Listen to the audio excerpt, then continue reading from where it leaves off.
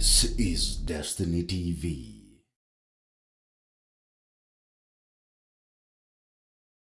Very good evening and warm welcome to Destiny Television. This is Lincoln Wambugu Live, and of course, I am Lincoln Wambugu, and my guest for tonight is none other than OGW MIHRM Chief Principal, Meru National Polytechnic, Mr. Geofrey Rukunja, the man himself with so many titles. And today we'll get to know, does he deserve all those titles? Where did he even get them from? One single man, 6 titles. Geofrey Rukunja, warm welcome, karibu sana. Thank you very much, Lincoln. Thank you very much, Lincoln. Thank you for coming. Thank you very much. I know you have an event tomorrow. Yes. You've made it tonight. Yes. It's always a pleasure hosting you. Thank you. 9 months ago, you were here. Correct. What baby has been born? Well, the way things move in Kenya, 9 months is too much. Yes. For so many things to happen. Where I sit, I can tell you for a fact, a number of things have happened. A number of things have happened. Number one, I'll tell you, when I was here, the population of Meru National Polytechnic was about 4,000. Today, it is over 9,000. 5,000? Over 9,000. Exponential growth. That is it. Is that even gradual? More than 100%. Do you think it's normal or abnormal? Well, how do you handle that in 9 months? Statistically, it will be seen to be abnormal. That's yes. not the way the normal curve. The normal that graph, we know yes. It's not gradual. In mathematics. Yes. But there is a reason for that. You want to know the reason? Tell me. Well, if you are aware, the government from this financial year, which is ending 3 days from today, introduced capitation. What is that? Capitation was money granted by the government to trainees who are taking up courses in technical institutions. So they are being given for their studies up to 30,000 per year. And the difference, which is about 26,420, that is what they are supposed to put up. However, it is also supported by other initiatives like HELP, bursaries from the counties, bursaries from CDF. So literally somebody may not even be paying anything at all. Wow. Therefore, it meant accessibility to technical education easy. Capitation. By the national government. By the national government. The county government. So this boosted the enrollment by more than 50%. More than 50%. More than 50%. Number two, because of other reform initiatives and also institutional initiatives, then it also contributed to that exponential growth in terms of enrollment at Meru National Polytechnic. So from where you sit, Mr. Rukunja, the president is not only serious about the 100% transition from primary to secondary, but also from secondary to polytechnics to universities. Absolutely. He's so serious about it. Absolutely. And we can see from Meru National Polytechnic. That can be seen. Yes. Meru National Polytechnic is a good example. Wow. Moving from 4,000 to over 9,000. To over 9,000. Within 9 months. Yes. Doesn't that not demonstrate that? I'm telling you, it is something else. It is an abnormal graph. That is it. Now, another baby, I believe, has been born. CBET. Primary and secondary schools have CBC, the competency-based curriculum. Correct. And now polytechnics have CBET. What is CBET? What does CBET mean? Well, you know, education and training in this country has been undergoing some reforms. Yes. I can tell you for a fact, not just reforms, but a real paradigm shift in the approach in which education and training in this country is being conducted. At basic education level, we talk about the CBC. That is competence-based curriculum. At tertiary and university education, we are talking about CBET. That is competence-based education training. Yes. So this is the new approach that we are having. What is it and about? It is not just new, it is an approach which globally has been adopted. although developed countries, and particularly the Asian countries, have taken lead on this, and they have been with CBET a longer time than when we are starting. Mr. Rukunja, one would ask, what is wrong with the old curriculum? Well, the old curriculum, as opposed to the new approach, was what we call supply-based kind of a curriculum, where you would sit on a table, the faculty, or the institution, work out what you need to teach, and enroll trainees. You teach them, and now you push them to the market. What's wrong with that? That was very wrong, because probably what you are supplying to the market is not what the market demands, and leading to educated and employed. Because though they are educated, they cannot be employed, because you are not giving the employer what he needs. But with the new approach of the curriculum, it's going to be demand-based, where we first get to know what the market needs, and then we package the curriculum to respond to the market need.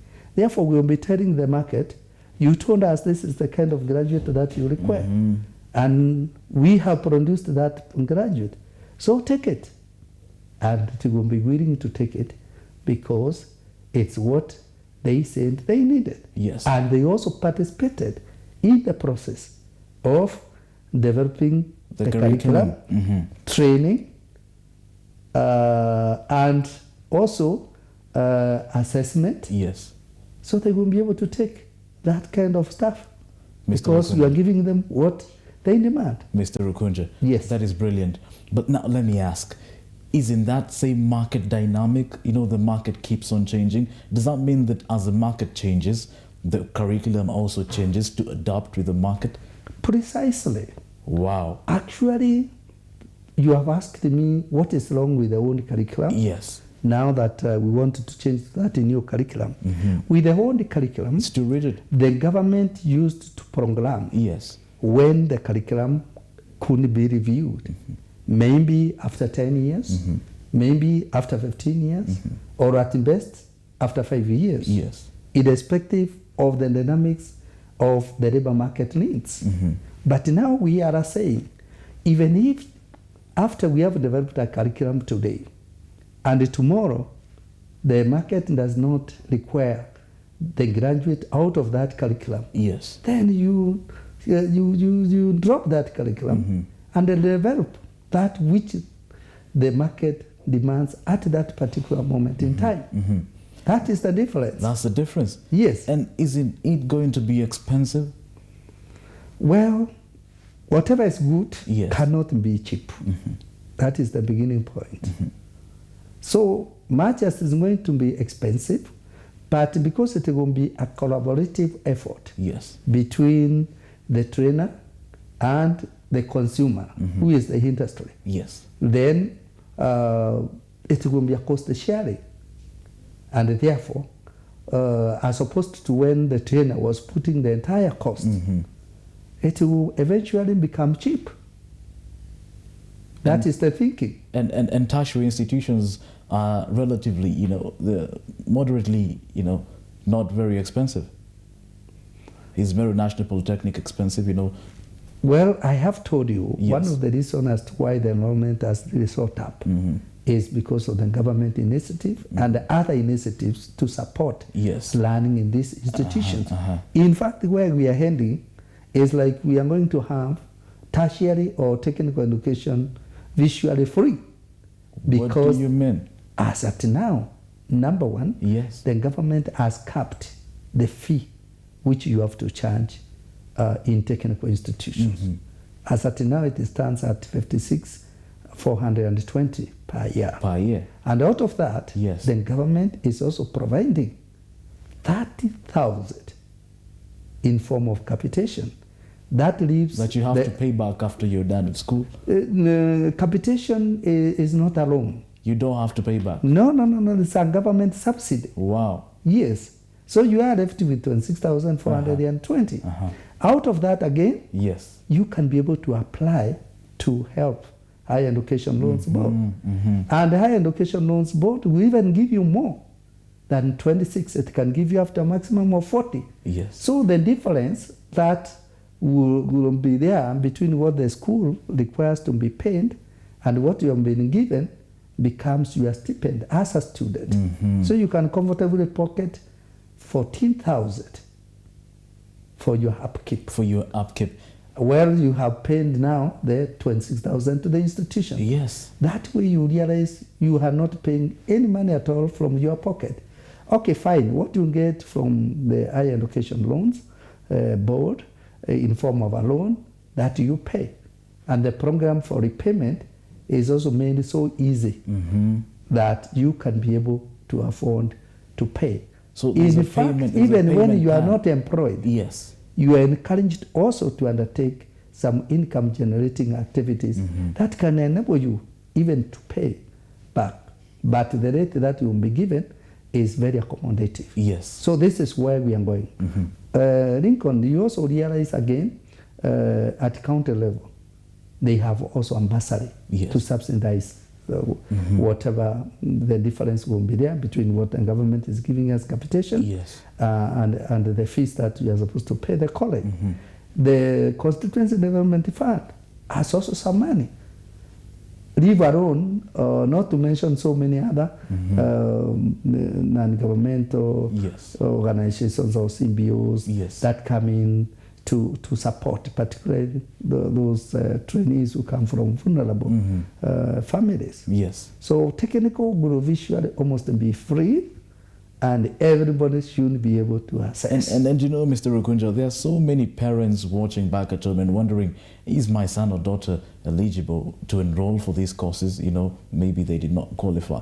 What qualifies or what disqualifies people who just cleared KCSE to enroll for your courses? I will tell you, and this is again another departure from the old system. Yes. With the CBET, everybody is eligible. What do you mean everybody is eligible? Everybody is eligible. Whether or not you have a KCSE? That is it. Because with the CBET, we have more focus on skills development. So you want literacy for everyone? So as long as your hands can be able to move, as long as your eyes can also be able to move, and the moving of the eyes is not necessarily visual. You know, that has surprised because there's also visual seeing. Yes. All right? And there are programs that enable even those who are visually impaired to be able also to learn. So we are saying, because the idea in CBET is to acquire the skills. What may differ is the levels. Yes. If you have a lower level of literacy, you can start also at a lower level. If you have a higher level of literacy and other competencies which are prerequisite to the program that you are doing, you can start at a higher level. So what I am saying with CBET, everybody can be able to access. Can you see how surprised I am? Yes. You won't tell me that KCSE certificates are no longer a prerequisite, you know, when enrolling for CBET? Not for every level. Not for every level? Yes. We have a level for everybody. You can be able to enter at a lower level depending on your literacy and other requisite maybe requirements. Yes. And those who have higher qualifications can be able to also enter at a higher level. But at the end of the day, even the one who starts at the lowest level can go up to the highest level, including a PhD. Without any KCSE, nothing? What will really happen is this, under this particular system, and it's good if people do understand this. Yes. You will be assessed on the competencies that probably you have or you can be able to acquire at a given level. And then an intervention can be done if you are moving to a higher level. If you require mathematics and you have other competencies in terms of a skill, the concentration now will not be on what you already know. It will be on what you do not know. So you are able to skip what you know and do only what you don't know. Yes. To be able to move on. And when you get to another level again, and you realize probably it's something like communication skills that you do not have.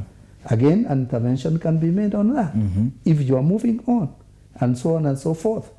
So it becomes very easy even to move upward. As you perfect the other skills that you are going to acquire in this particular system of learning. Wow. That has come as a surprise to me, and I'm sure it's a surprise to so many of our viewers back at home.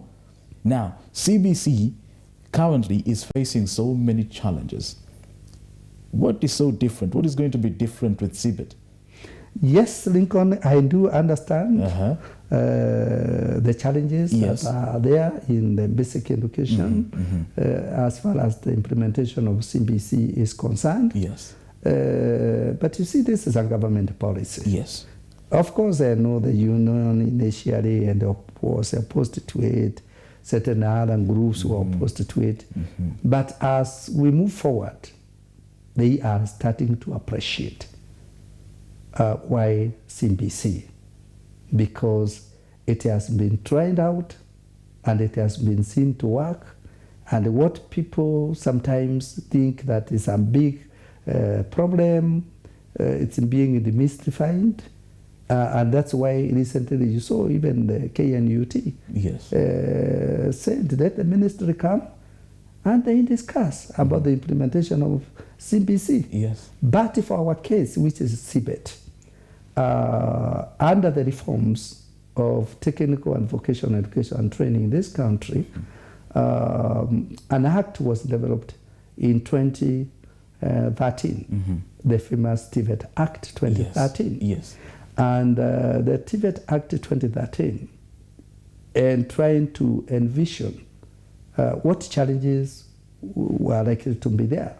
And it needed put in place some institutions and organs and policies which were to address any challenges that would be arising. For number one, the TVET Act 2013 came with institutions or organs like TVET Standards, that is Technical and Vocational Education and Training, Curriculum Development Assessment and Certification Council, whose mandate was really about the design, development, assessment and certification of CBET.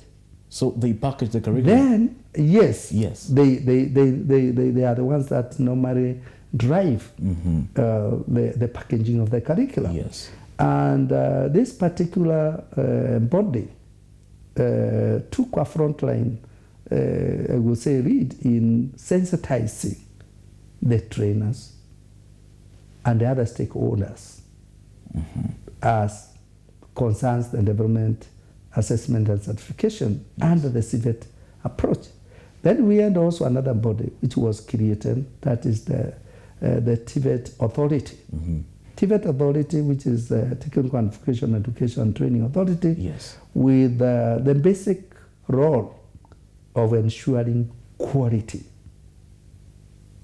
the standards that must be followed in order to ensure that TVET delivery meets the standards required by the industry and international. So they also did a lot of sensitization of the trainers, of the managers, and the other stakeholders, including the industry. And now there is also another one which we call the Kenya National Qualification Authority, which is the latest in the House. So all these bodies were meant as they manage the delivery of TVET in this country, but also to prepare the stakeholders to understand this system of training. So and I can tell you for fact. The trainers? Yes, I can tell you for fact. Yes. Like at Meru National Polytechnic and other national polytechnics, we were able to train all the trainers And they appreciated the concept of CBET. They became, some of them, CBET curriculum developers. And now, majority of them have also been trained on assessment. So for CBET and like CPC, which I thought also they also had their own approach of ensuring that all the stakeholders were involved, we are likely not to have the challenges, and we have not had the challenges because we are working together harmoniously. There is no union that has stood to oppose what CBET is going to do. If anything, everybody is looking forward for the day when the graduate of a technical college can be absorbed in the market within the first 6 months of graduation. And everybody will celebrate and say, this is what we have been looking for. And therefore, there cannot be any cause to resist CBET implementation. Did you have a pilot program for this? Yes, I wanted to say about 6 institutions, and particularly 4, which are under the Ministry of Education, the Department of Vocational and Technical Training, have been piloting CBET. This includes Meru National Polytechnic, Meru National Polytechnic, Kabete National Polytechnic, and Rift Valley Technical Training Institute in Rift Valley. The first cohort of about 3 programs has been released for industrial attachment this month.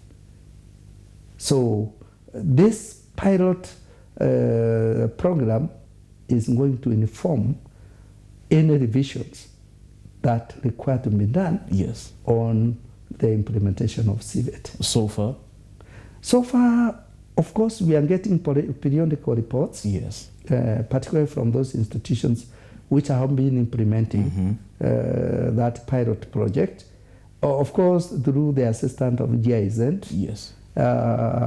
And indications are that it is working. And particularly me, because my institution is one of those which is implementing CBET, I am very happy of the progress so far. So far? Yes. Now, you mentioned of Asia. Has CBET worked anywhere else in the world apart from Asia?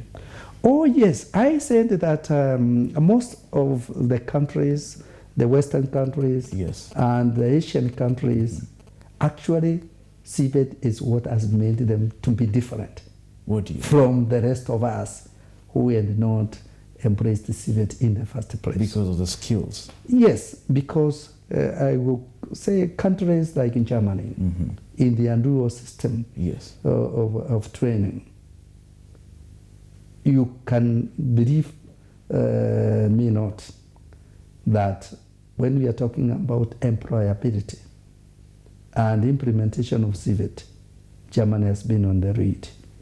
If you go to countries like Singapore, countries like Malaysia, countries like Japan, countries like, I will say, like Korea,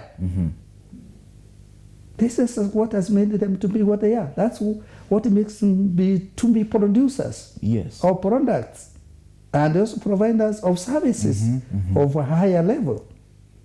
And we become consumers because they embraced CBET a long time ago.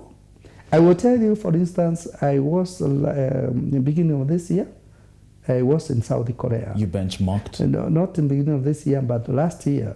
I was in South Korea. For benchmarking? Do you know the secondary schools are doing CBET? You'll find a secondary school of automotive and computing. A secondary school? A secondary school. Automotive? For automotive and computing. So the students there, what they do, those who are in that secondary school, they are doing automotive engineering at that tender age. And they are able now to move from the secondary school automotive engineering to a couple. Polytechnics in Korea, they are called the couples. So by the time they are there, they're able to produce parts of the vehicles. Wow. They are able to assemble vehicles. So this is all courtesy of CBET. And that is why now we are borrowing from them. Much of what we have put together in order to be able to roll out CBET actually has come from Germany, has come from Australia, has come from Singapore, has come from Canada, because they are the world models in as far as CBET curriculum development and implementation is concerned. Any African countries successful with CBET? Yes, some African countries took an early lead, like Egypt is doing very well in CBET. Ethiopia, which is just next door. Have you benchmarked? Yes, I can tell you, I have been to Ethiopia twice. For benchmarking? Yes, and trainings. Yes.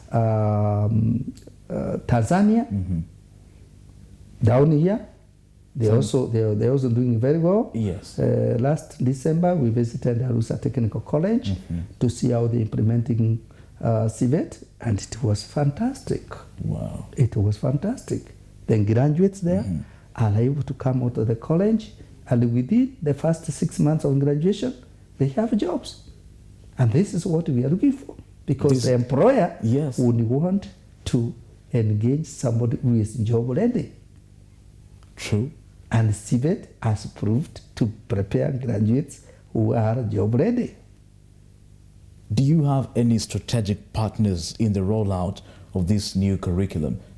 Yes, we do. Where are you getting your funds from as well? Particularly, I will tell you, number one, the Polytechnics are running a project which is dubbed Kenya Education for Employment Project with Canadian institutes and colleges, supported by Global Affairs Canada, and each of the 10 polytechnics is having an area of CBET curriculum development. For Meru, we are developing one on agriculture, and we have just gotten through with level 4.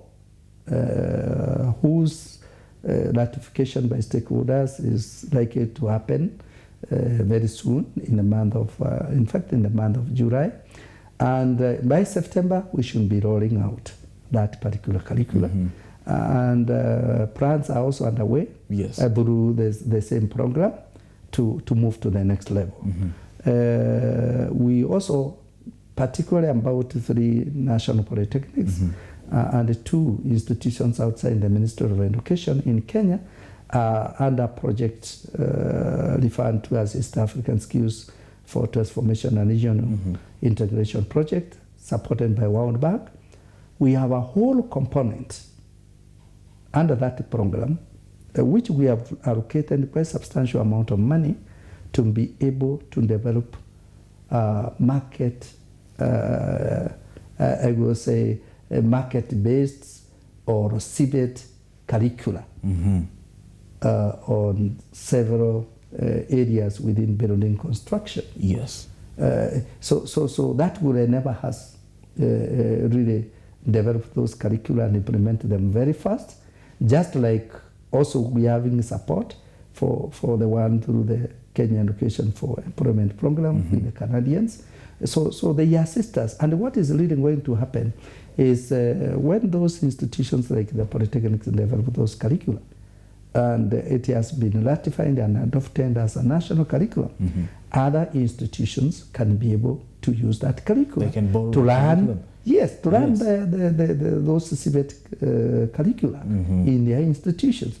Those that Meru National Polytechnic, Kisumu National Polytechnic, Kenya Coast National Polytechnic, and another 2 Ministry of Education institutions are going to develop also can be taken by other institutions and be rolled out.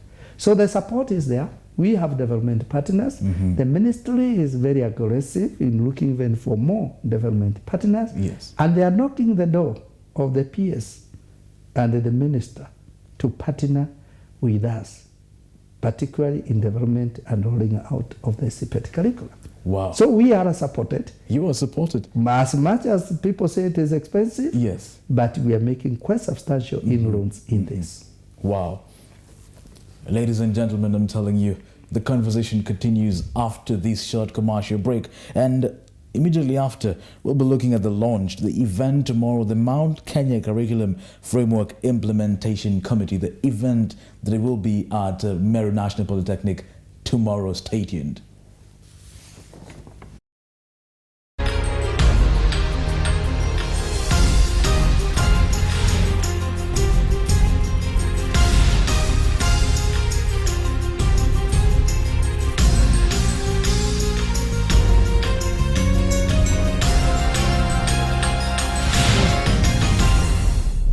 This is Destiny TV. Stars do not compete, they just shine. And as the Destiny team, we are perfectly positioned to deliver the best and shine bright. Top headlines, Compelling moments. stories and people you might not be aware of, but should be. If you're asking what's next, If you have to follow every development, if what's happening is vital, if news is part of your life, And if you want every headline, anytime. We'll give you a front row seat to what's happening. all this on Destiny Television.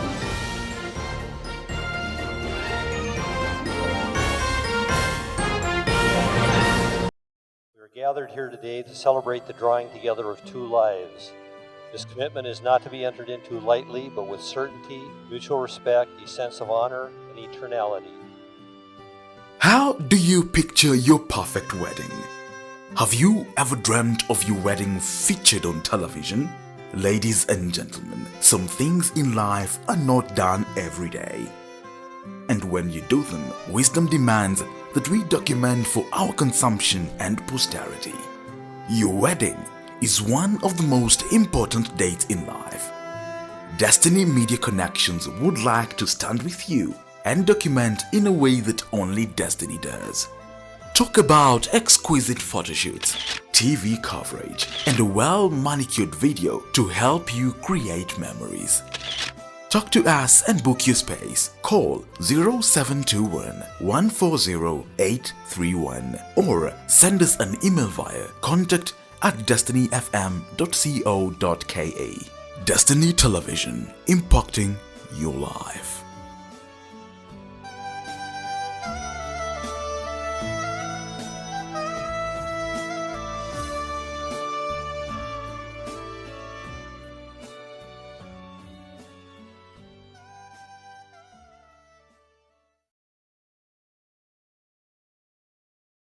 Every day, people leave their home to the market either to buy or sell. A majority do not have an idea on where to sell or where to get what they want. Why? What is not marketed is not known. Not advertising is like stopping a watch to save time. Worry no more. Destiny Television and Destiny Radio are here to connect you to your next client. Talk to us for your business visibility and improved sales. For more information, contact us on 0721 140 831 or 0724 156 703. Destiny Television, impacting your life.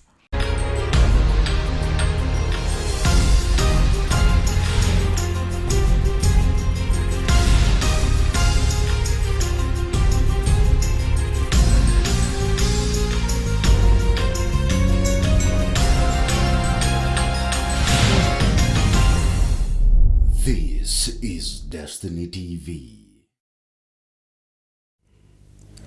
Welcome back and thank you for keeping it Destiny Television. This is Lincoln Obogo Live and my guest for tonight is Mr.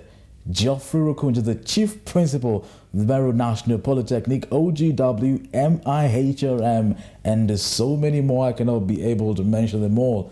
The man with more than 5 titles is right here at our studios, and we are live right here on Destiny Television Studios. We are live on Facebook, and the ones who are watching on Facebook, feel free to comment and also send a text message with the number at the very bottom end of your screen. Bwana Rukunja, yes, you are launching the Mount Kenya Curriculum Framework Implementation Committee tomorrow. What is this all about? Well, in the first interview, you asked me about CBET, that is competence-based education and training. Yes. Now, to be able to roll out CBET in our TVET institution, the government has come up with a well-structured way of ensuring that this happens. At the apex, we have a national implementation committee which oversees nationally how CBET is going to be implemented by the institutions. Now, this has been cascaded to regions. And in this program, the regions are divided into 5. We do have the Rift Valley region. We have the Western region, then the Nairobi region, Coast region, and the Mount Kenya region. Mount Kenya region. Yes. Now, tomorrow is the day for Mount Kenya region. In fact, all these other regions have been able to launch their regional implementation committees. But this is not to mean that you are lagging behind. This does not mean we are lagging behind. In fact, those who place last make the biggest impact. And that is what is going to happen in Lincoln. With confidence you can say that. Yes, I can confidently say that. So tomorrow, the event of tomorrow, which is going to be presided over by none other than the Principal Secretary in charge of vocational and technical training, Dr. Kibiti Desai, is to launch the Mount Kenya Region CBET Framework Steering Committee. This is the team that will oversee the implementation of CBET within the region. It will, or it comprises of about institutions within 10 counties.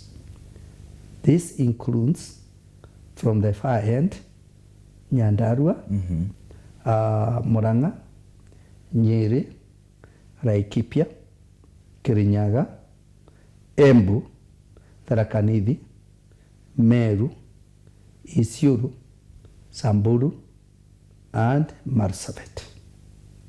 Are those more than 10 counties? Now, those 10 counties have 26 operational institutions. So we will be having 26 CBET committee members represented tomorrow. One from each institution. And those will be the champions to drive the process. They will also be backed by a representative from the county government of those 10 counties. So that makes about 36 members. And then there are regional TVET county directors. In that region or in this region, there are 3. And then there is the chairman of the Kenya Association of Technical Training Institutions from the region. That will make the regional committee of about 38 in Mount Kenya. The committee will be chaired by the director of TVET in the region. And because there are 3, they can be able to decide who will be chairing which meeting and when. But it will be co-chaired by the chairman of the Kenya Association of Technical Training Institutions in the region. In Mount Kenya region, I happen to be the chair. So I will be co-chairing. No, that's another title. Lincoln. That's of course another title. Among many others. So the idea basically is for that regional committee, once launched tomorrow, to oversee the implementation of the CBET curriculum within the region. It will also go further to that, because those who are representatives of the institutions, yes, they will also be having an institutional committee to oversee the rollout of CBET curriculum in their respective institutes. So we are not leaving anything to chance. And we are so well structured in the manner I have indicated that you can see this is going to work. It's going to work. So once we are launched tomorrow by the PS, which will be a big event, represented by all those groups I mentioned. Of course, the principals from those institutions, though they are not members of that committee, they are represented by their institutional champions, but they will be present tomorrow to endorse and to declare through what we are going to refer to as Mount Kenya Region Declaration at Meru National Polytechnic that CBET is going to run in the region. So that is the biggest expectation of the event tomorrow? Precisely. And those are their roles? Yes. Wow. Wow. Are we invited?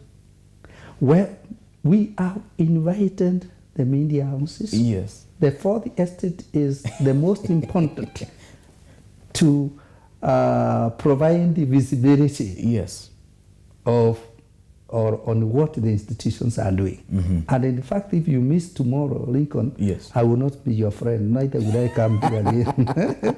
Because I want I want you to propagate this good news that the Mount Kenya region has declared to roll out the CBET training mode of learning within the region. I hope the director and the operations manager can hear this.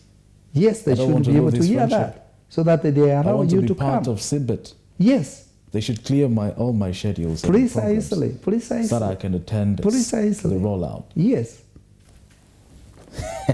He's saying that he's had that very well. He said he has released me tomorrow. Very well, very well. That's Thank you okay. Very much. Now, before anything, let me just read a few something that has been sent here. Okay. And someone is saying, this is very informative.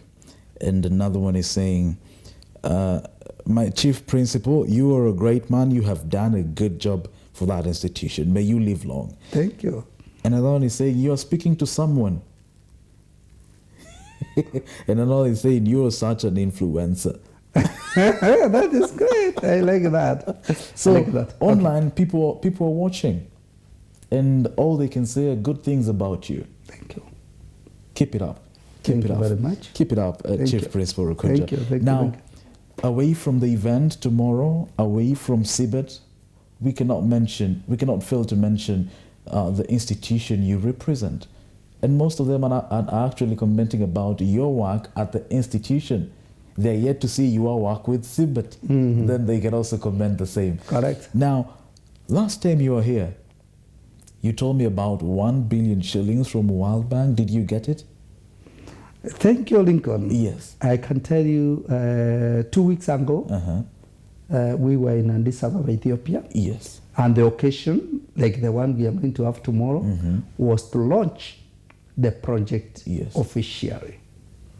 And after the launch, the project now becomes effective, which means we are able to draw the funds so that we can be able to drive the project. That means you have the funds. So already I can tell you the performance and the funding agreement. Yes. I have already signed. Wow. The minister has signed. The minister for finance has signed. You know, you're talking about the CSs, yeah? And those were the conditions for effectiveness of the project. You're talking about the CSs, Rotich? Yes, I'm talking about the CS Rotich. I'm talking about the CS Mahoa. They have signed? They have signed. And you have signed? And I have signed. Why should I not laugh about it? You told me about that 9 months ago. Yes. And here we are. Yes. You have the money. What do you plan to do with the money? Now, that money, of course, when you write a project proposal or when there is a development partner money, it only comes with very specific objectives. This money has about 6 objectives, but they are what we call higher level objectives. Yes. Number 1, to increase access to TVET, meaning that we are going to get more admitted in the institution. 2, of the higher level objective is the quality, meaning that the curriculum that we are going to develop will be able to produce quality graduates, employable within 6 to 12 months after graduation. Number 3 is going to encourage regional integration, that we would want labor mobility from within the East African countries. Some coming to Kenya, others going out of Kenya to Ethiopia, going to Tanzania. So that is the third high level objective for this project. But more specific objectives for the application of the money, number 1 is to build the capacity of governance and management. Yes. Because, Lincoln, I can tell you, without sound leadership and management of an institution, not much that can take place in that institution. I agree. 2, it is going to I will tell you, to institutionalize industry linkage, that with this new approach of CBET, we will definitely be working very closely with the industry. I think the curriculum that we are going to develop under CBET is supposed to be demand-driven. And who demands the output of a training institution? It is the industry. So we want to institutionalize that kind of relationship by carrying out certain activities together. And number 3 is now to develop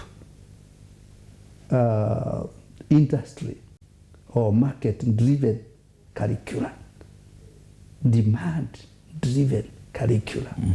So there is money we have put for development of CBET, and not little money. Then number 4, we will upgrade our facilities in terms of the buildings, the laboratories, the workshops, the amphitheaters, and the classrooms, and then buy the equipment, including under this program having the first e-learning center at the Polytechnic, so that you can learn at the comfort of your house. Yes, even work. And work. Then number 5, we will be able to train the trainers, because for you to achieve quality, you need also quality trainers. True. So we are going to upgrade their skills, including the managers for those centers. Like heads of departments, heads of sections, they should be able to manage those sections and departments effectively. So we will build their capacity. And finally, we will outreach to non-project institutions, smaller institutions. So we will adopt some babies. We will adopt some babies. Don't you already have those babies? We do have. Satellite campuses? Yes, but now we will have more capacity. Yes. In terms of resources to be able to reach out to them. Yes. So that we can also build on their capacity. True. They can also be sharing our facilities. Yes. We can also provide the vertical articulation where the learners in those institutions can come for higher courses in the Polytechnic, including the trainers.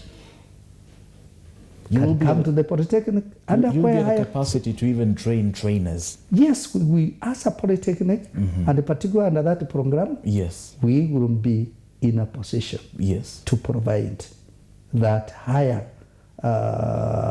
qualification to the trainers as well from the satellite institutions. Now, what will be your role apart from training trainers as a larger institution to some of these satellite campuses that I hear you already have some? Yes. As a center of excellence, yes, we will already serve as a hub within the greater ecosystem of the institutions within that region, where they can be able to come benchmark with us. They can be able to come and undertake certain projects or certain practicals with us. They can also be able to come for experience sharing with us. And there are many other ways of supporting those satellite institutions. Yes. Capacity building them, sharing of the equipment and facilities, and also acting as a benchmark for these satellite institutions. Now, tell me something about performance contracting, especially in Meru National Polytechnic. Lincoln, I will tell you that one of the reasons as to why you see Meru National Polytechnic is the way it is because of performance contract. Yes. What we do with the Council of the Polytechnic, every year we undertake a commitment to achieve certain targets by the end of the year. And when we say commit ourselves to undertake those targets, we work towards achieving those targets by way of harnessing the resources that we have, both the human and the material, towards the set targets. You have seen high-rise buildings in Meru National Polytechnic. We say we are going to put a library, we are going to put a workshop within a given financial year. Even if we are not able to complete it within that year, we can phase it out. And within the 2-3 years of the performance contract, we ensure that we work towards that. Number two, you have seen also beautification within Meru National Polytechnic. We also undertake a commitment on a target based on beautification. So we work towards that. We allocate resources towards that. And then we ensure and track that we have achieved what we have committed ourselves to do. Yes. You have seen we have done our roads. All our roads are now couple red and they look beautiful. You cannot step on any mud when they are red like it used to be before. No mud. No mud in any part of that institution. Meru National Polytechnic is mud free. It's mud free. Walk around there and you'll be very surprised. Yes. Where there is no couplers or concrete road, then you have crops, the farm, or you have grass in the field. So where do you step on the mud? So all these have been our commitment to be able to improve and develop the institution. Yes. I will tell you something about the performance contract again. Based on our exposure. Yes. When we visit other countries, when we go for conferences, one thing I have known, Lincoln, and it's important that people learn, and the nation learns this. The reason why, part of the reason why our institutions have not been attractive is because of the way they are. How do you have a student coming from Meru High School or Kagangaos going to an institution after they have finished that level, whose infrastructure, whose outlook is below where they were in secondary school?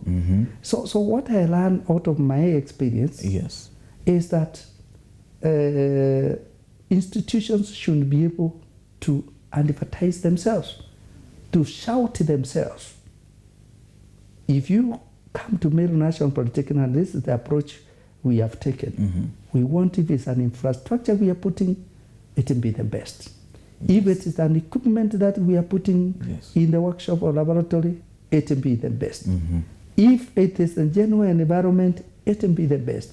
So that when a student leaves middle school or current girls and walks in there, can say, this is a higher institution than where I am or where I was. And that way they're able to come. And they will be able to convince themselves that there is something higher than where I have been. And this is what really developed countries have done. If you go to polytechnics in Asia, Asian countries, say Singapore, Malaysia, Japan, or wherever, or even if you went to colleges in Canada, or even in Europe, the polytechnics have the state of the art buildings, the state of the art, I would say, equipment, the state of the art trainers, and the environment is shouting that it's the best.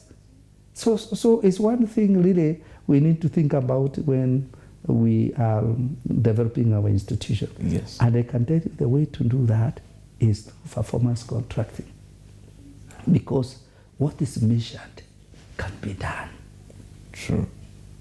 That is how Meru National Polytechnic has been able to develop. I totally agree. Now, something that has, this depression has now been termed as, a disaster worldwide, and especially in Kenya, institutions of higher learning seem to be hard hit by this.